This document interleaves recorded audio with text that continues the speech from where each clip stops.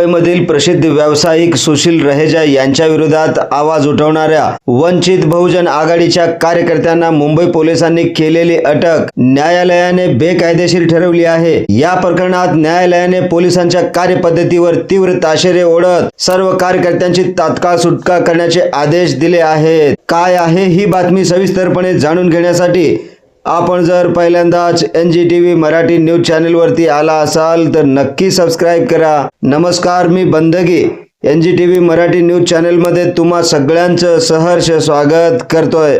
नेमकं या प्रकरणामध्ये घडलंय काय, चला जाणून घेऊया सविस्तरपणे या रिपोर्ट मध्ये।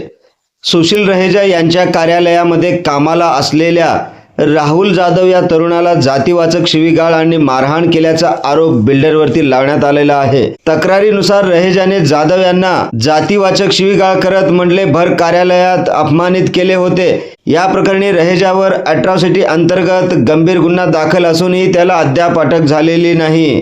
बिल्डर रहेजावरती गुन्हा दाखल असूनही आरोपी मोकळा असल्यामुळे वंचित बहुजन आघाडीने आक्रमक पवित्रा घेतला होता। मात्र आरोपीला पकडण्याऐवजी पोलिसांनी आंदोलन करणाऱ्या वंचितच्या पदाधिकाऱ्यांनाच काल संध्याकाळी अटक केली होती। यामध्ये स्नेहल सोनी मुंबई प्रदेशाध्यक्ष महिला आघाडी, सागर गवई मुंबई अध्यक्ष युवा आघाडी, आनंदराज घाडगे आणि इतर कार्यकर्त्यांचा समावेश आहे। आज या प्रकरणाची न्यायालयात सुनावणी झाली असता न्यायालयाने स्पष्ट केले की पोलिसांनी केलेली अटक ही नियमाला धरून नसून बेकायदेशीर आहे। भेदभावपूर्ण कारवाई, अट्रॉसिटीचा गुन्हा दाखल असलेल्या बिल्डरला संरक्षण आणि आंदोलनकर्त्याला अटक यावरून पोलिसांच्या भूमिकेवरती प्रश्नचिन्ह उपस्थित होत आहेत। सत्ताधारी किंवा मोठ्या बिल्डरच्या दबावाखाली पोलीस काम करत असल्याचा आरोप यावेळेस वंचित बहुजन आघाडीने केला आहे। विनाकारण आणि चुकीच्या पद्धतीने अटक केल्याबद्दल न्यायालयाने मुंबई पोलिसांना खडे बोल सुनावले आहेत। आरोपी बिल्डर सुशील रहेजा अद्याप मोकळा आहे। ही लोकशाहीची थट्टा आहे। पोलिसांनी सूडबुद्धीने आमच्या कार्यकर्त्यांवर कारवाई केली पण सत्याचा विजय झाला आहे।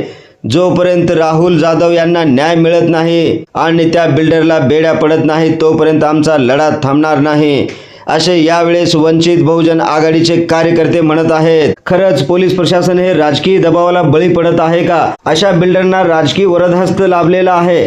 या बातमीवरती आपली काय प्रतिक्रिया आहे ते आम्हाला कमेंटद्वारे सांगायला विसरू नका। तसेच आपल्या हक्काच्या NGTV मराठी न्यूज चॅनलच्या सर्व सोशल मीडिया हँडल्सना आत्ताच लाईक करा, शेअर करा, कमेंट करा, सबस्क्राइब करा। सगळ्यात महत्त्वाचं म्हणजे बेल आयकॉन बटन दाबायला विसरू नका, जेणेकरून आपल्या भागातील देश विदेशातील सर्व ताज्या घडामोडी सगळ्यात आधी आपल्यापर्यंत पोहोचवल्या जातील।